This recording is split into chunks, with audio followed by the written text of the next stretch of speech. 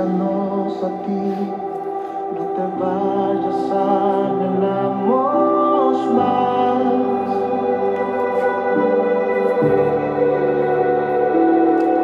Nos postramos en tu altar, que tu gloria llene este lugar.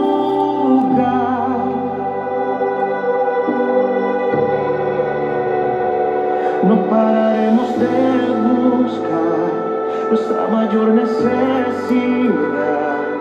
eres tú. Dile, ven, sáciame.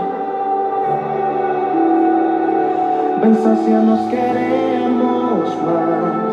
Inunda todo este lugar de ti. Quiero escuchar una generación apasionada que grite: hasta que tu gloria nos consuma, adoraremos.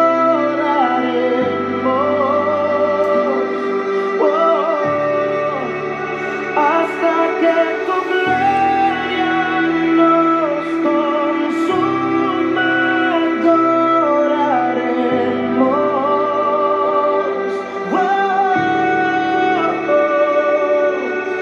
Acércanos a ti, no te vayas, anhelamos más.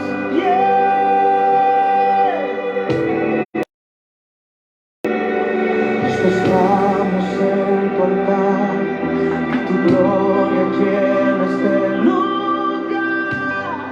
No pararemos. Gloria a Dios. Queremos saludar cordialmente desde aquí, desde el Movimiento Cristiano y Misionero Chimbote. Ya en breve estaremos compartiendo a cargo del pastor Raúl Vargas la palabra de Dios, que esperamos una vez más que sea de bendición para su vida. Vemos que ya se vienen conectando nuestros hermanos de Ventanilla, nuestros hermanos de Estados Unidos, también nuestros hermanos de Chincha y nuestros hermanos también de Chiclayo. Pedimos que esta transmisión por Facebook Live lo pueda usted compartir y a la vez también sea de bendición para cada una de las personas que también nos acompañen en esta transmisión. Ya nuestro pastor en breve estará dirigiéndose a cada uno de ustedes. Y bueno, sin más que decirle, Dios les bendiga y a seguir buscando más de Dios y a la vez seguir en estos tiempos aferrándonos a Él.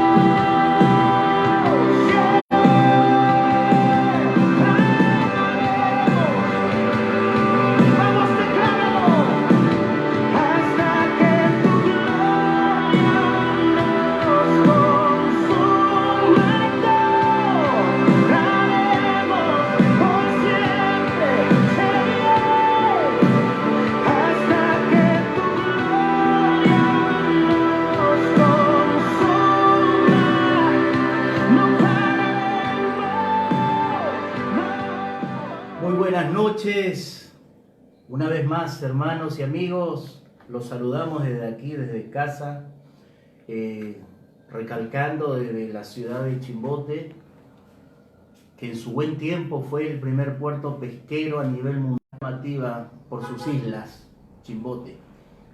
Estábamos viendo que ya hay hermanos que están conectados, ya saludando, nuestros hermanos de Ventanilla, de Argentina, de diferentes partes.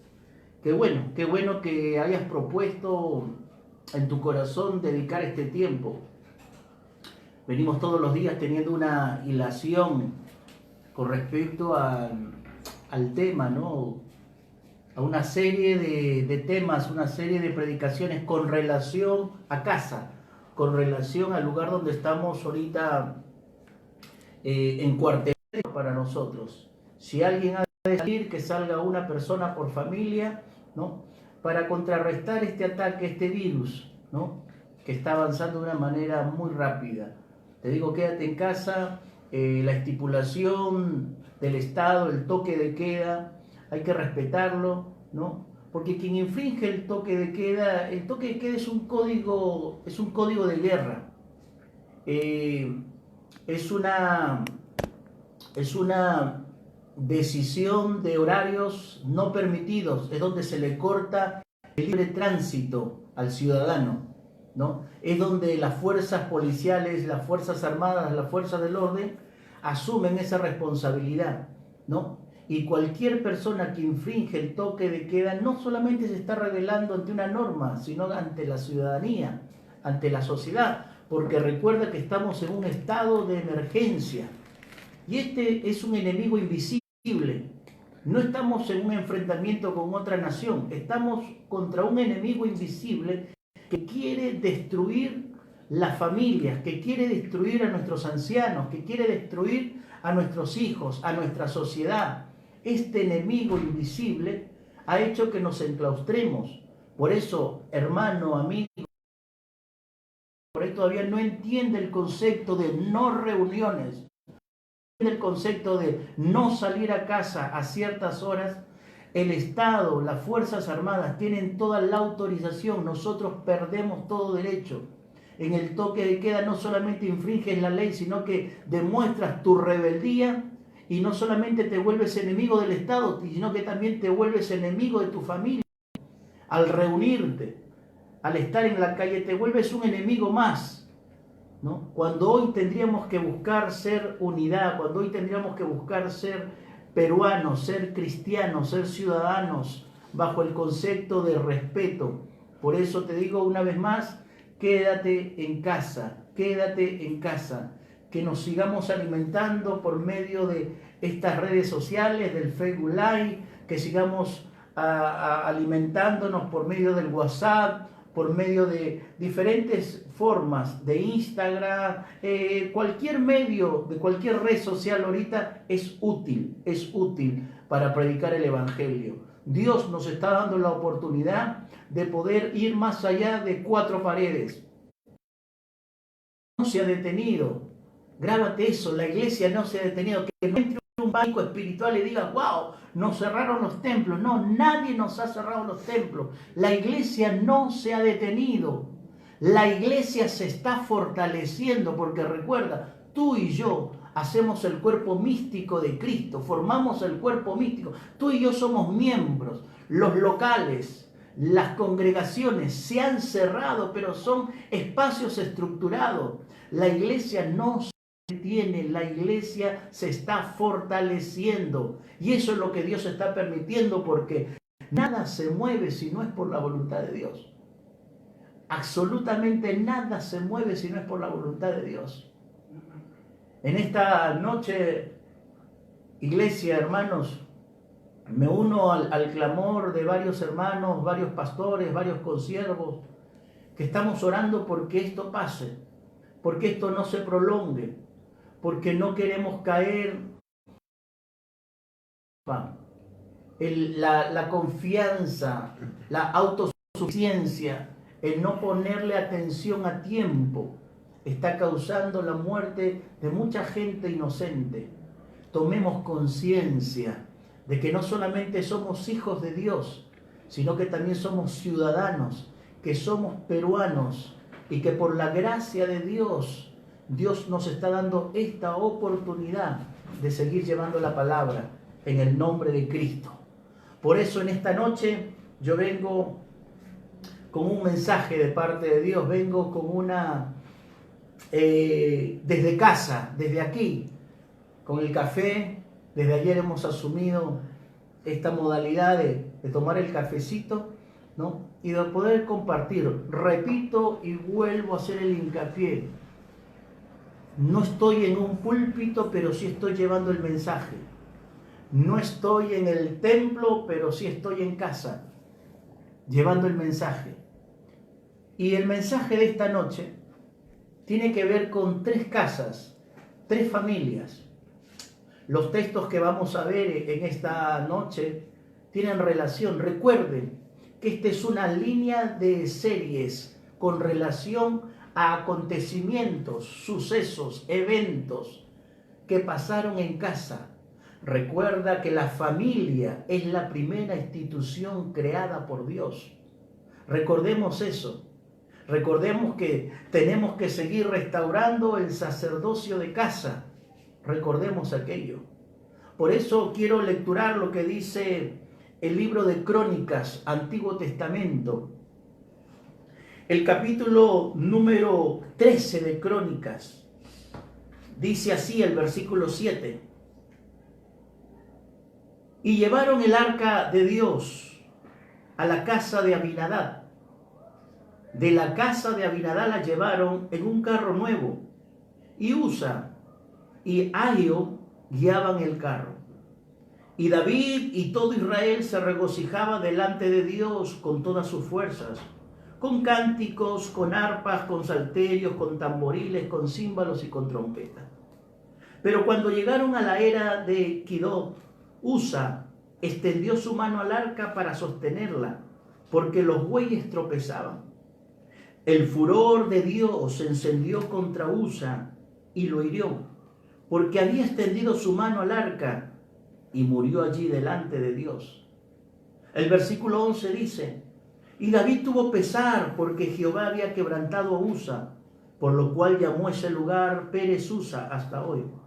David temió a Dios aquel día y dijo: ¿cómo he de traer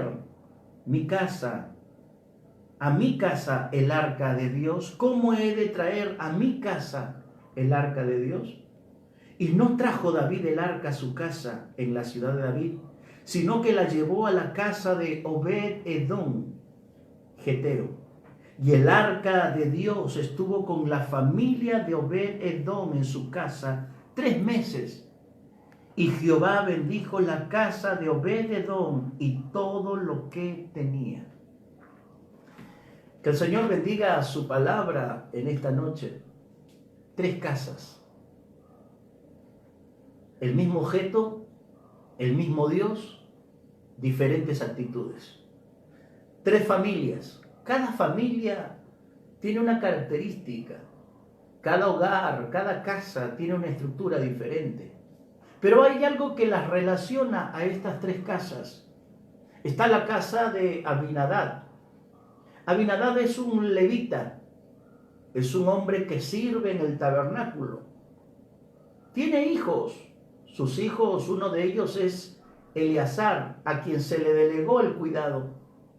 Otro hijo es Usa y otro hijo es Ahio. 3 hijos tiene.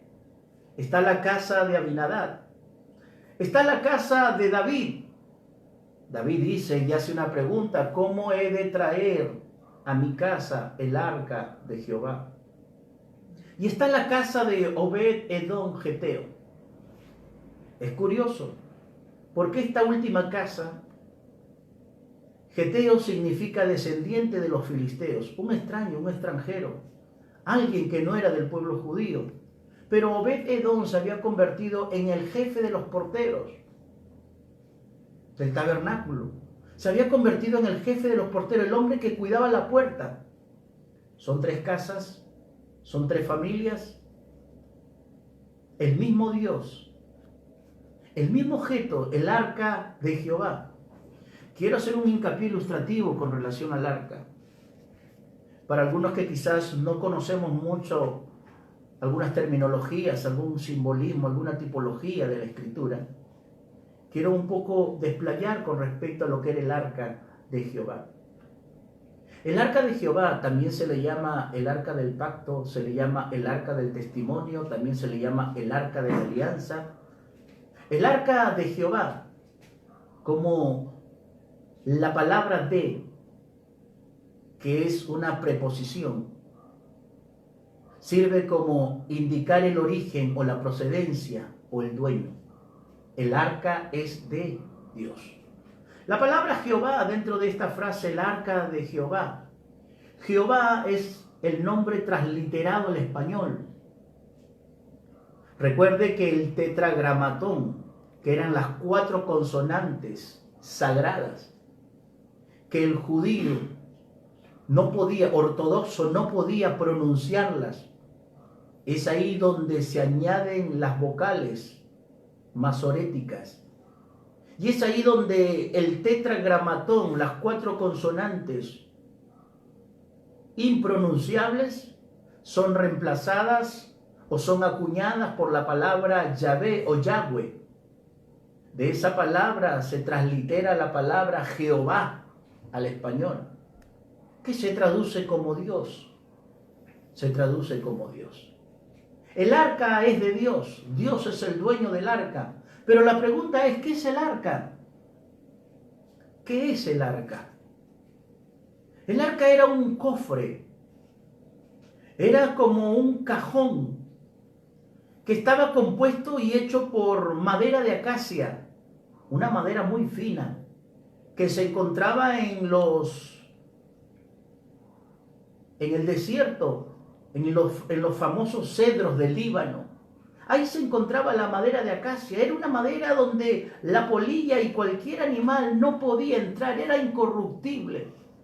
La madera de acacia fue la estructura interna del arca, pero fue enchapada, calafateada por oro, oro puro. Eso quiere decir que el arca era un cofre de madera, pero bañado en oro puro. Era un cofre. ¿Para qué se utilizaba el arca? ¿Para qué se utilizaba el arca? El arca se utilizaba para conservar ciertos objetos, artículos sagrados de los israelitas, para recordarle el pacto que habían hecho con Dios. Para eso se utilizaba el arca, para conservar que había dentro de esa arca. Entonces, ¿qué se contenía en esa arca? En esa arca se contenían las tablas de la ley dadas por Dios a Moisés en el monte Sinaí. También estaba una porción del maná, el alimento que descendió del cielo para sostener a Israel por 40 años. Y también dentro de esa arca, de ese cofre, se encontraba la vara que reverdeció de Aarón, el hermano de Moisés. Estos 3 objetos contenían el arca: las leyes para demostrar la justicia de Dios ante el hombre, el maná, que fue el pan, que fue la provisión, que fue el sostenimiento en el desierto, y la vara de Aarón, que indicaba el sacerdocio. 3 cosas estaban en esa arca. Entonces ya sabemos su utilidad. Era para conservar. Entonces ya sabemos su contenido, qué es lo que había dentro. Pero ahora, ¿qué es lo que simbolizaba? ¿Qué es lo más importante? Ese objeto, esa arca, ese cofre de madera bañado en oro, simbolizaba la presencia de Dios. Eso era lo que simbolizaba. Esa arca simbolizaba la presencia de Dios. El simbolismo es una figura literaria donde identifica a una persona o un objeto para algo. Dentro del simbolismo se encuentra lo que está la tipología. La tipología es una clase de simbolismo. Y ahora quiero ahondar más adentro, porque no solamente quiero dejarte con el pensamiento de que el arca era un cofre de madera bañado por oro. Su simbolismo es que ahí el arca representaba la presencia, pero su tipología era Cristo. La tipología te estaba diciendo que era una clase dentro del simbolismo. Y cuando la tipología apunta a Cristo, entonces estamos hablando de un simbolismo profético. ¿Qué es un simbolismo profético? Es cuando yo apunto a un objeto para darle una interpretación de una persona a tiempo futuro. Esa arca tipológicamente es Cristo. Si simbolizaba la presencia de Dios, entonces el arca en su tipología es Cristo. Y date cuenta algo muy importante, su composición, su estructura, recuerda que te dije, era de madera de acacia. La madera representa la humanidad, lo humano. Bañada en oro, cubierta en oro, revestida en oro, enchapada en oro. El oro representa la divinidad. Entonces, en la tipología, el arca es Cristo por dos razones. Porque el arca representa su humanidad y representa su divinidad. Espero que me vayas entendiendo lo que quiero decirte, porque es importante que entiendas que Cristo, que tipológicamente es el arca de Jehová, es el arca de Dios, es la presencia misma de Dios, es la justicia de Dios, como dice Pablo en Romanos. Ahora Cristo quiere entrar a tu casa. ¿Me entiendes que ahora no es un simple objeto? ¿Me entiendes que ahora el arca no es un simple cofre para el creyente, para el cristiano, sino que en su tipología es Cristo mismo? En su humanidad y en su divinidad. Es lo que la teología la llama la unión hipostática. Cristo es 100% Dios y 100% hombre. Yo no puedo decir que Cristo era 50% Dios y 50% hombre, porque eso se convertiría en una herejía. Tampoco podría decir que Cristo era 70% Dios y 30% hombre. Tampoco, también se volvería en una herejía. Lo que predica la iglesia cristiana, la doctrina que tenemos como hijos de Dios, como creyentes, como cristianos, es que Cristo es 100% Dios y Cristo es 100% hombre. Eso se llama la unión hipostática. La unión hipostática vendría a ser entonces una persona con dos naturalezas distintas. Estas dos naturalezas no se mezclan, porque si se mezclase saldría una tercera naturaleza y eso sería un híbrido. Dos naturalezas distintas en una sola persona. Ahora, ante esta introducción, ante esta amplitud de lo que es el arca de Dios, el arca de Jehová, o el arca del testimonio, o el arca del pacto, o el arca de la alianza, que tenían diferentes terminologías, pero era en la misma presencia de Dios. La primera casa es la casa de Abinadab. Primera de Samuel, el capítulo 7, me dice a mí claramente que la pusieron en su casa. Y permítame leer ese texto de Primera de Samuel, capítulo 7. El versículo número 1 dice así: vinieron los de Kiriat Jearim y llevaron el arca de Jehová y la pusieron en la casa de Abinadab. Acuérdate ese nombre, Abinadab, situada en el collado, y santificaron a Eleazar su hijo para que guardase el arca de Jehová. Por primera vez el arca iba a ser depositado en una casa. Por primera vez el arca de Dios iba a ser guardado en un hogar. Por primera vez el arca de Jehová iba a estar en una familia. Esta familia, a mi punto de vista, se tendría que haber sentido honrada. La familia de Abinadab se tenía que haber sentido honrada. ¿Por qué? Porque era un levita y le correspondía tener el cuidado y guardar lo sagrado. Pero dice el versículo 2, dice así: desde el día que llegó el arca a Kiriat Jearim, pasaron muchos días, 20 años, y toda la casa de Israel lamentaba en pos de Jehová. Y toda la casa de Dios lamentaba en pos de Jehová. Acá quiero partir con la primera familia, con la primera casa, porque cuando comencé dije, el tema es las tres casas y la misma presencia. La casa de Abinadab, como dije al principio, Abinadab se traduce su palabra, padre de abundancia. Era un levita.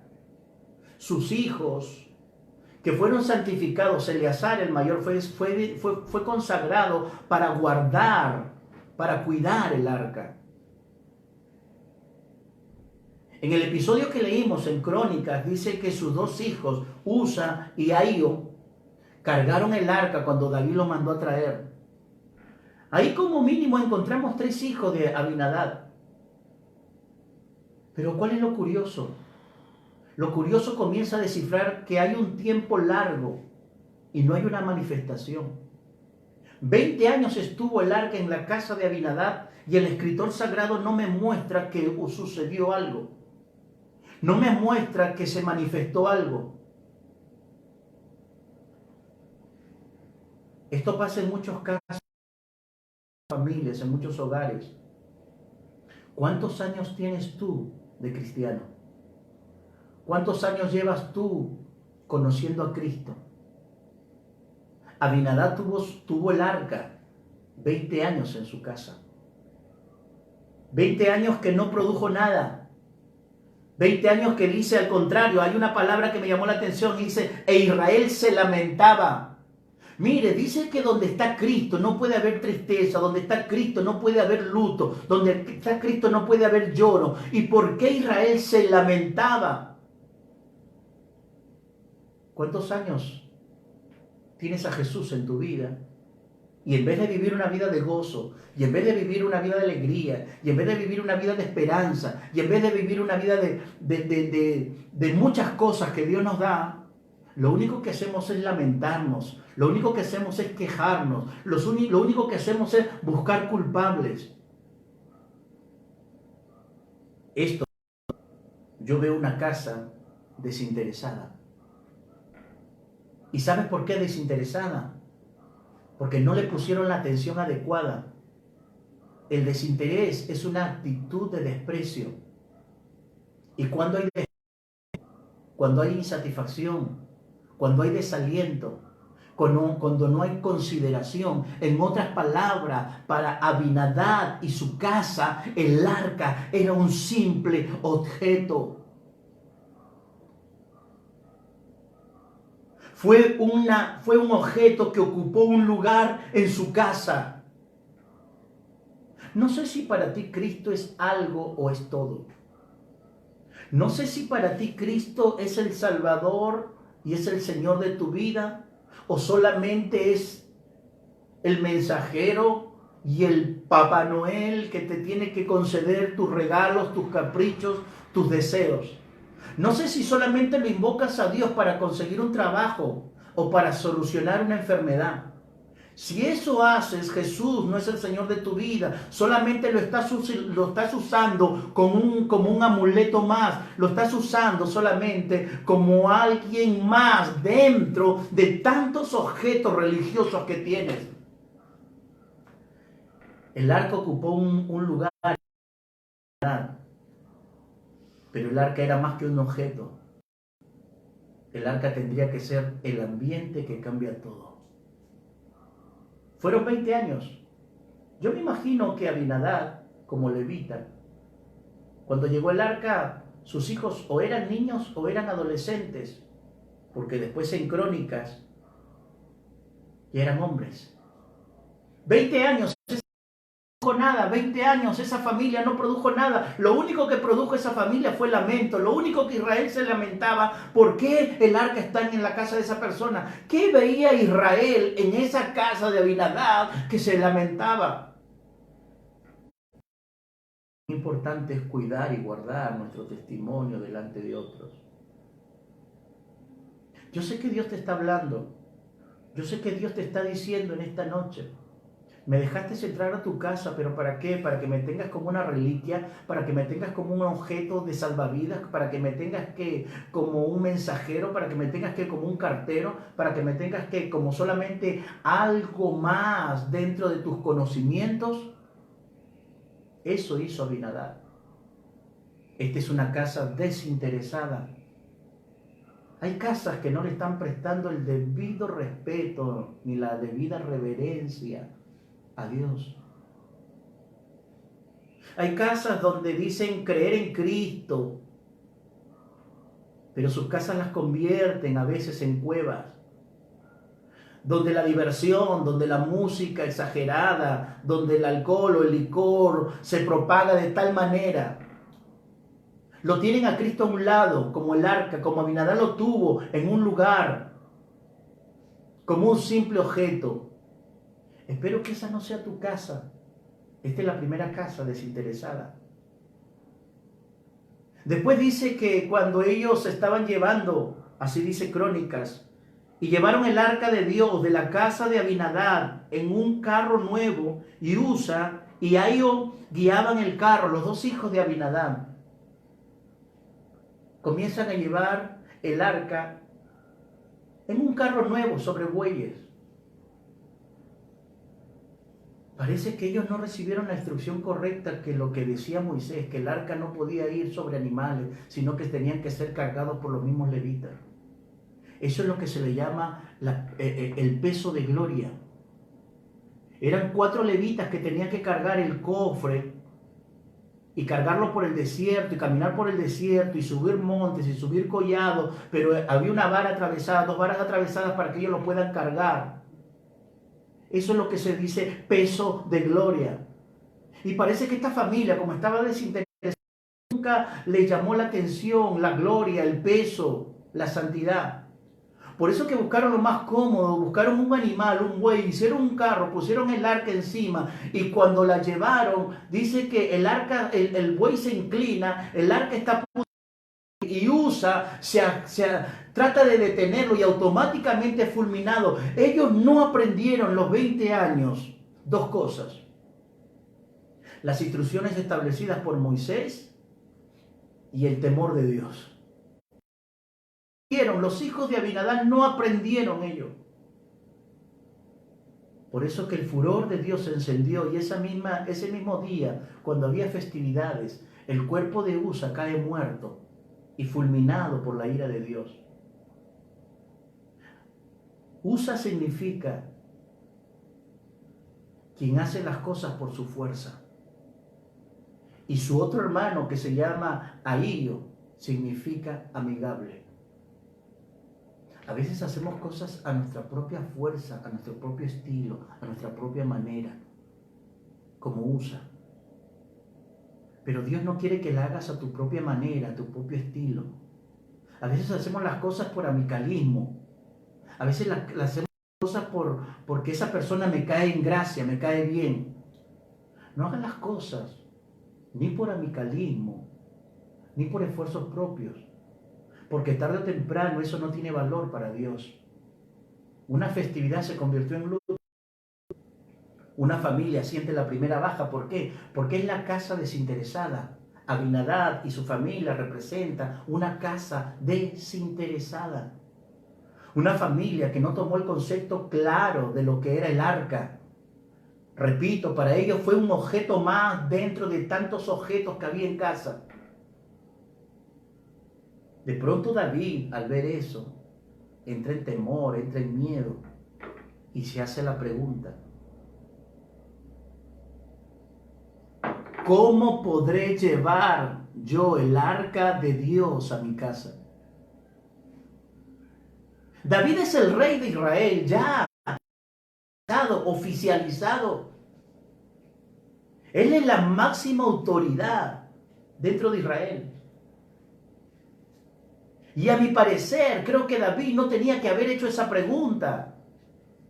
Porque si el arca representa a Dios, ¿quién no quiere estar cerca a la presencia de Dios?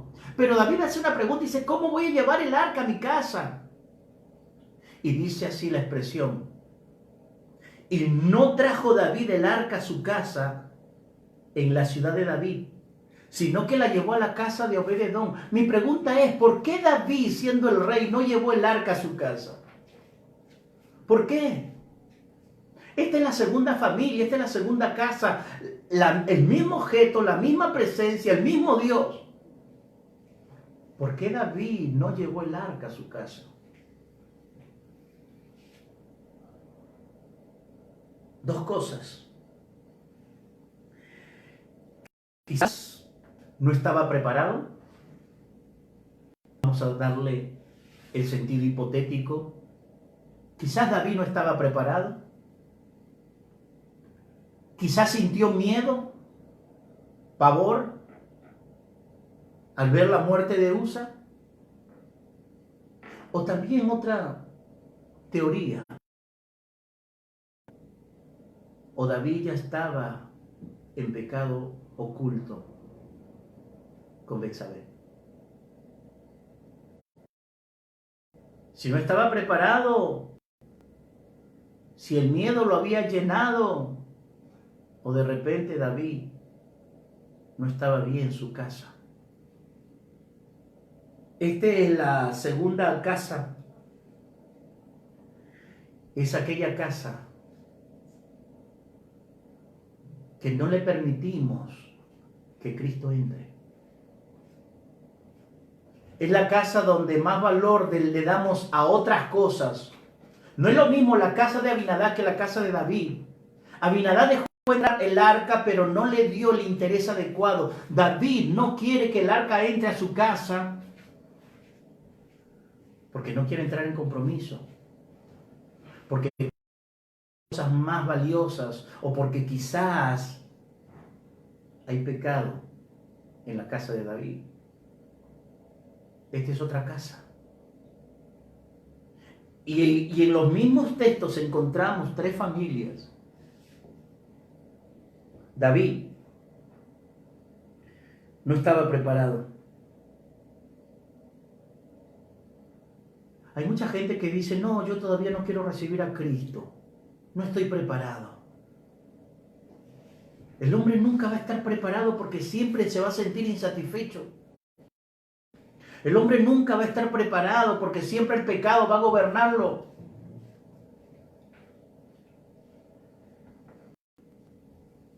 La segunda casa, la casa de David, son aquellas familias que le cierran la puerta.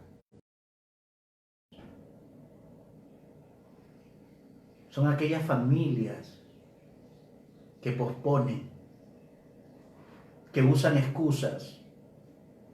No, yo no voy a la iglesia porque en la iglesia todos son hipócritas. No, yo no voy a la iglesia porque no quiero fallarle a Dios. Mentira.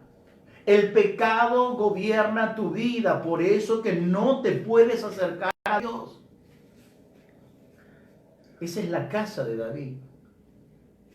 Una casa que no permite que la presencia entre. Que la presencia entre, no permite. Pero de ahí viene la tercera casa. Texto. Sino que la llevó a la casa de Obed-Edom, Geteo, el versículo 13. La llevó a casa. Muy bien. La tercera familia, la tercera casa, el tercer hogar, es la casa de Obed-Edom, Geteo. Geteo quiere decir descendiente de los filisteos. Obed-Edom se traduce como sirviente o como adorador. Era un levita. Obed-Edom era un portero, era el jefe de los porteros. Y aunque bien es cierto, era un extranjero, porque no era judío por sangre, era un extranjero, pero es alguien que deja que la presencia de Dios entre a su casa. Aquí me comienza a demostrar algunos atributos de Dios, de Cristo. Dios usó a David y David voltea y lo mira a Obed-Edom y le dice, ¿sabes qué, Obed-Edom? Tú te vas a llevar el arca a tu casa. Mientras que hay unos que desprecian el evangelio, mientras que hay unos que cierran sus ojos y sus oídos al Evangelio. Hay otros que desean el Evangelio, que tienen los brazos abiertos para recibir a Cristo. Obed-Edom, si bien es cierto, es un extranjero. Y yo quiero decirte esto, David lo escogió Obed-Edom, sabiendo que era extranjero. Claro, David sabía que era un extranjero. Dios no te escoge por lo que tú eres, sino que Dios te escoge a pesar de lo que eres. Te lo vuelvo a repetir, Dios no te escoge por lo que tú eres, sino que Dios te escoge a pesar de lo que tú eres. Y cuando Dios te escoge a pesar de lo que tú eres, ¿sabe lo que Dios manifiesta ahí? Su gracia. La gracia es el favor inmerecido de Dios sobre nuestras vidas. Nosotros merecíamos la muerte, merecíamos la condenación, pero Cristo murió por nosotros en la cruz del Calvario y nos ha dado vida y vida en abundancia. Obed-Edom representa una casa dispuesta, una casa brazos al arca. Eso es lo que representa Obed-Edom. Y dice el versículo 14, y el arca de Dios estuvo con la familia de Obed-Edom. Y acá solamente usa la palabra casa, sino que usa en el versículo 14, dice, y el arca de Edom con la familia. O sea, no solamente bendijo algo, sino que bendijo todo y más allá del todo. Bendijo a la familia, y cuando hablamos de la familia, hablamos a los hijos. Hablamos del linaje, hablamos de la descendencia. Y Dios bendijo la casa de Obed-Edom. Tu casa y mi casa tienen que ser casas como de Obed-Edom, casas de bendición. ¿Por qué la casa de Obed-Edom fue bendecida por Dios? Uno, sale la primera pregunta, ¿qué debo hacer para que mi casa tenga la bendición de Dios? Obediencia. Tradúzcame esa palabra porque no la encuentro en los textos que hemos leído. Muy bien. Y David el rey le dijo a Obed-Edom, lleva el arca a tu casa. El rey dio una orden y Obed-Edom no puso pretexto, sino que obedeció la voz del rey. La obediencia va más allá que cualquier sacrificio. Y recuerde, Usa y su hermano que cargaban el arca, por más festivos que eran, por más amigables que eran, por más fuertes que eran, no podían reemplazar una obediencia la cual ellos no hicieron. Entonces, mi obediencia atrae a la presencia de Dios en mi casa. La primera característica que yo veo de Obed-Edom es que es obediente a la voz del rey. Él pudo haberle dicho, wow, veo un muerto por ahí, veo otro caído. No, se la llevo a mi casa, mis hijos se mueren. Pero recuerda, él es portero del templo. Él conoce y sabe abrir puertas de bendición. Y quien deja entrar a Cristo en su casa se convierte, ¿sabe qué? En una casa de paz. Y esa es la primera bendición que recibe Obed-Edom, porque dice, y Dios bendijo la casa de Obed-Edom. Paz. Jesucristo dijo, mi paz os dejo, mi paz os doy. La paz que sobrepasa todo entendimiento guardará vuestros corazones y vuestros pensamientos en Cristo Jesús. La paz es el estado espiritual de tranquilidad y confianza solamente en Dios. Tú puedes tener muchas cosas en casa, pero no tienes paz. Tú puedes tener el frigider lleno, pero no tienes paz. Tú puedes tener todos los libros en tu biblioteca y todos los artículos actualizados, pero no tienes paz. La paz de Dios es la primera bendición que cae sobre una casa obediente. Y eso es lo que dice ahí. Es una casa dispuesta.